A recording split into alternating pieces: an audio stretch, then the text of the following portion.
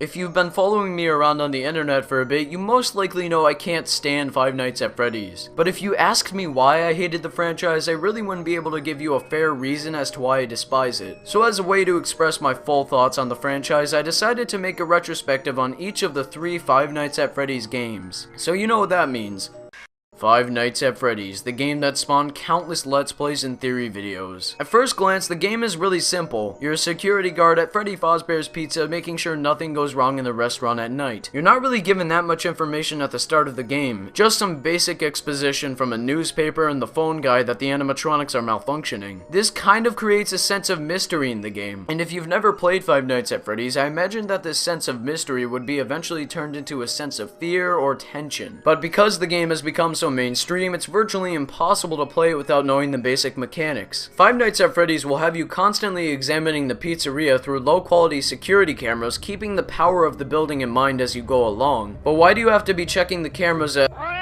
That's why. The animatronics have become demon-like and are out to kill you. Your mission is to survive 5 nights and secure your paycheck, but you are in no way helpless. As a guard, you're able to close the doors to your security room and shine lights on the surrounding hallways to make the animatronics go away. But each time you do this, the power of the building depletes, and you do not want the power to be fully drained. This creates a tense scenario of conserving your power while trying not to be murdered by the animatronics. Now, I'm not the biggest fan of the gameplay here. The feeling of fear is created by the animatronics jumping out at you and screaming. These jump scares form an atmosphere where being afraid comes from being afraid of the jump scares. In that sense, Five Nights at Freddy's has a lot more of a shock value than a horror value. It feels to me like a cheap way to get a reaction out of the player. Sure, the animatronics appear scary, but the game doesn't necessarily feel scary. And the controls are not all that great. Clicking from camera to camera or just moving the cursor around to shut doors and turn on and off lights feels clunky. You could argue this helps solidify an atmosphere of fear, but limiting and making the gameplay feel rough causes the game to really suffer as a result. On the flip side though, one part of the game I really admire is how the scenes are portrayed on the security cameras in each room. Seeing an animatronic disappear only after changing the scene once makes you feel panicked. I really applaud the first game for creating an atmosphere of tension, panic, and in some ways fear, even if it only comes from the basic fear of jump scares. Five Nights at Freddy's was a decent game, and I thought it did an okay job in the fields of horror, but even better in making you jump in shock. As I said earlier, Five Nights at Freddy's 1 was met with booming success. It sold millions of copies and word of the game spread like wildfire across the internet. Almost every big YouTuber played it, further pushing the game's fame. And because of its booming success, it's only natural Scott the developer would want to capitalize on the hype for it. So he announced a sequel, aptly titled Five Nights at Freddy's 2. Can I just say Scott's marketing campaign for the game was brilliant? Scott sent a demo code to one Markiplier, and after Markiplier played the game and released a video on the demo, Scott released the full game. With Mark's video hype and hype from fans, Five Nights at Freddy's 2 was sure to be a success, and it sure was. I really like that Scott chose to do something different in the sequel opposed to not sprucing up the gameplay at all. The story, once again provided by the phone guy, is a lot more in depth. The narrator presents the background in a much more hopeless way. His voice acting is really well done, and the emotion he puts into his lines furthers this sense of hopelessness. And why are you so hopeless? Well, unlike the previous game, protection against the animatronics has been limited. There are more animatronics that appear in a variety of ways, and the walls that used to stop a lot of the animatronics from the original have vanished. You, the same security guard, are in a different place filled with a lot more mystery. From someone who played the original, these changes really create a sense of dread. At first, I exited the game and I looked up a tutorial because I had no clue how I would ever get through 5 nights. The narrator provides a bit of information about how the new mechanics work, but I was so preoccupied exploring my new location I didn't listen to him. Needless to say, my first night didn't go too well. There's also a Freddy Fazbear mask to put on, but I couldn't figure out how to use it effectively at first. Eventually I mastered the controls, but coming from the first game to this one can be a bit of a rocky experience. At least in the sequel, transitioning from room to room on the camera and using the flashlight to evade animatronics controls smoothly. The game still employs the same jump scare equals horror formula, and like the previous game, Five Nights at Freddy's 2 doesn't exactly feel scary. However, the atmosphere feels a lot more more immersive. The game has a way of making you feel genuinely hopeless and that you could die at any instant. With no doors to hide behind, the gameplay becomes more tense. When you see an animatronic in the hallway or vents, a sense of real dread comes across you. Plus, there's a new music box that needs to be wound up over and over to prevent the coming of a vicious puppet animatronic, which adds another layer of stress and tension to the gameplay. When compared to its predecessor, Five Nights at Freddy's 2 is vastly superior. The fundamentals, being that you are constantly changing perspectives and trying to protect yourself from jump scares, have not really been altered, but the removal of doors, the additions of new animatronics, and improvements make Five Nights at Freddy's 2 a good game. Like a lot of people, I assumed this would be the last game in the series. I don't care much for the lore, but from what I've researched, it seems like Five Nights at Freddy's 2 has spawned a ton of new theories, but solved some other mysteries. There was enough content in the second game to satisfy fans, so I thought that for sure the Five Nights at Freddy craze was over. But oh man, was I wrong. Enter a trailer for Five Nights at Freddy's 3 that once again hyped up its community. And like Five Nights at Freddy's 2, the developer was very smart about the way he went about marketing the new game. Once again, Scott gave Markiplier a demo code for Five Nights at Freddy's 3, and once Markiplier's video was up, Scott released what looks to be the final game in the series, Five Nights at Freddy's 3. I have to say I'm really impressed by this third iteration. It feels so different from the previous titles. The game takes place after the closing of Freddy Fazbear's Pizza in a horror amusement park, hoping to revitalize interest in Freddy Fazbear. Hey, just like the game. You're once again the same security guard watching over the place, and as always, the phone guy gives you exposition. This time around, the gameplay is really different and unique. Instead of just using doors and light to repel animatronics, you use new cameras to monitor the rooms and ventilation systems to protect yourself. It's quite a bit more engaging since you're able to make decisions from the computer fairly quickly. Plus, animatronics are triggered in more distinct ways, opposed to certain characters seemingly appearing at random in the original. There's also a much creepier animatronic here, Springtrap, and the jump scare that is triggered when she/he appears is terrifying. Unfortunately, Five Nights at Freddy's 3 is the most complicated installment in the series. Why is this unfortunate? Well, the game doesn't do a great job of teaching you the controls right away. They're difficult to get used to, and all the different things that can go wrong at once is overwhelming. This, in my opinion, is the most stressful, intense game in the franchise. Managing the cameras, lights, power, and presence of the animatronics can be downright frustrating at times. In some ways, this puts a damper on my overall enjoyment of the game, but I can't judge it too harshly for being difficult. After all, the feeling of hopelessness is something that's been repeated throughout the series, and Five Nights at Freddy's 3 makes you feel a bit more hopeless. It throws you into a security guard's office and asks you to function under stress without knowing everything there is to know about the mechanics. There is one glaring issue with how the information is presented though. Remember the phone guy? In past games, he would have like a paragraph of dialogue to read, but on the first night of Five Nights at Freddy's 3, the whole night consists of exposition. There are really no threats opposed to the first title where the first night gives you real conflict, the animatronics. But unlike the first games, fear is not primarily created by the jump scares. Instead, the broken and repulsive exterior of the animatronics is what's scary. This combined with the jump scares makes the game appear scarier, and it's a lot more effective in terms of getting a reaction out of you. One thing I've neglected to discuss in depth so far was the presentation. The visuals are bleak and dark, which really sets the whole tone of the series. It takes something simple and innocent like the animatronics and turns it into something terrifying. And with the darker lighting, you're constantly reminded that the fear comes from not knowing what's in the darkness. A lot of the time, the game itself doesn't make you gradually afraid of your surroundings, but it provokes fear instantaneously. I'm not a fan of how this is presented because it just goes for a quick scare rather than having fear being built up throughout the entire adventure. It blows its scare factor in one fell swoop. As a result, it doesn't make me feel scared. I know the jump scare is coming, it's just a matter of when it's gonna come. So as you can probably tell, I'm not the biggest fan of the horror genre, but I have to admit Five Nights at Freddy's is a decent franchise. Sure, creating fear by jump scares is a cheap tool for a reaction, but there's a lot more to the franchise than just that. The atmosphere is dark, and the gameplay, while stressful, is kinda fun. Plus, when you finally get to the 5th night, you feel proud of what you've done. It's so satisfying to beat the game after hours and hours of struggling with it. Turns out I was wrong to blindly hate this franchise. I hated it for all the wrong reasons. It's not my favorite thing in the world, but it's a decent horror experience. If I had to choose my favorite game, it would probably be the second one, just because you get into the action fairly quickly, and I like the simplistic style a lot better than the third one. Also, the world around you is a lot brighter, making it more scary when you get jump scared. That being said, would I recommend the series to you, the audience? Well, Five Nights at Freddy's is definitely not for everyone. If you like horror games, try try the franchise out. Just be prepared for jump scares. Anyways, if you agree or disagree with my opinions, let me know in the comments below. And if you like what you saw here, consider subscribing to never miss any of my newer content. Thanks for watching, and I hope you have a wonderful day. Take care.